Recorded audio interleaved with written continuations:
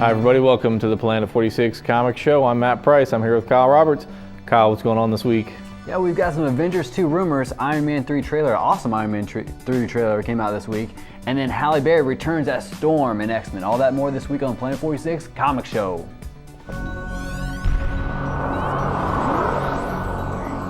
So yeah, we have some Avengers 2 rumors.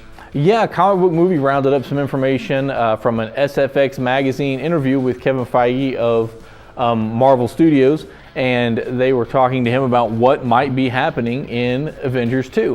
What characters will make it into Avengers 2, and he said, you know, Joss, we and I are both, it's not a secret, we're both, part of the fun of the Avengers is the rotating team, for sure.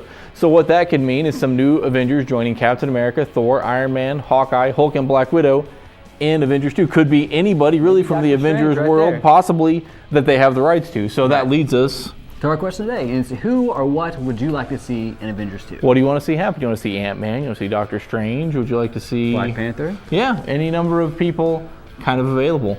Other Marvel movies coming up. That leads us to topic 2. Yep, an awesome trailer for Iron Man 3 came out this week. All right, yeah, Yahoo Movies has released a new trailer for the upcoming film Iron Man 3. The film is set for a May 3rd release, and in the film, Robert Downey Jr. slips back into the heavy metal suit of Iron Man to play billionaire playboy Tony Stark yet again. This time, Shane Black takes the director's seat as Marvel Comics baddie the Mandarin, played by Ben Kingsley, faces off against our hero Gwyneth Paltrow as Pepper Potts and Don Cheadle as James Rhodes, aka War Machine, also returned. And you're getting a look at the video here. Lots of excitement. What'd you think, Kyle? Again, yeah, I thought it was awesome. I absolutely love it and can't wait. May 3rd coming up. All right, cool. All right, finally, Halle Berry is back in X-Men. That's right. Halle Berry is returning to the X-Men universe as Storm in X-Men Days of Future Past. Director Bryan Singer reported via Twitter. Here's what he wrote. Couldn't be more excited that Halle Berry has joined the cast of X-Men Days of Future Past. Hopefully she can improve the weather in Montreal. They've been shooting up there. I guess it hasn't been too pleasant.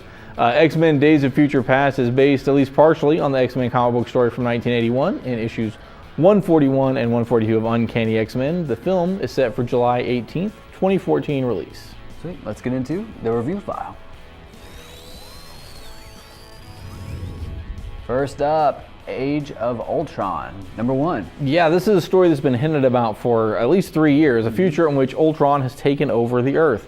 In Age of Ultron number 1, Brian Michael Bendis drops readers right in the middle of the carnage as the Avengers appear defeated and in seclusion as New York is overtaken by some type of robotic monstrosity.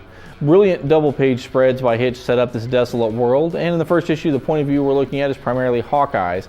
As the issue proceeds, the reader sees the depths of the hopelessness to which even the Avengers have sunk. A little background on Ultron. He's an artificial intelligence created by the Avenger Hank Pym.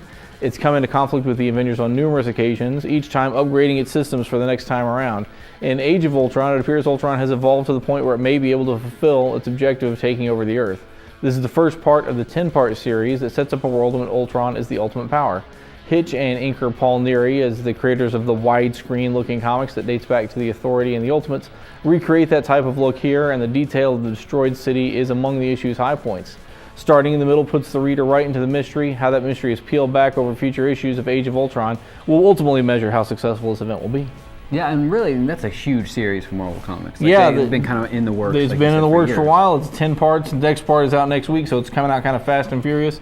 Obviously, they want it to do good. I think this is a good starting point for it. So sweet. Okay, the next up is Hal Heimer. Yep. Isn't that right? That sounds right. It's Cullen Bunn and Joelle Jones. Cullen Bunn's a top-notch writer and the creator of The Sixth Gun, the Oni series that's being developed for a television program.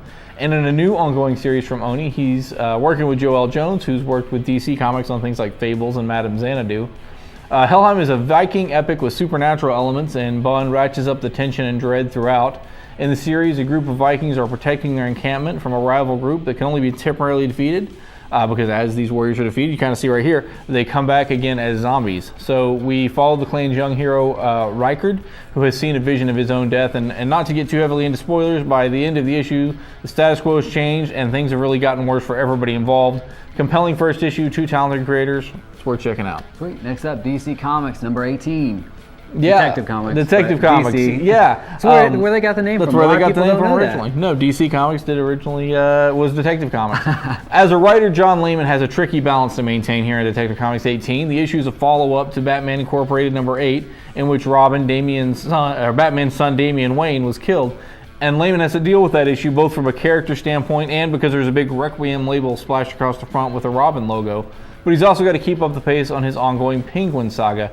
As such, the Robin fallout feels a bit forced, but it's better than if it was glossed over entirely. And I'm sure other books will continue to deal with the aftermath of the Robin event. As far as the main storyline, the Penguin continues to fight for control of his own organization as his former assistant tries to take over the operation. Layman and Fabok managed to maintain positive momentum on their story while acknowledging the Damian situation. And though you might argue Batman's grief appears underexplored, we'll see more of that in upcoming Batman comics. What's your pick of the three?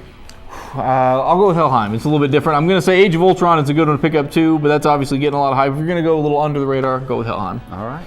All right. Hey, everybody. Come back next week for more comic book and movie news. For Kyle Roberts, I'm Matt Price. Thanks for watching.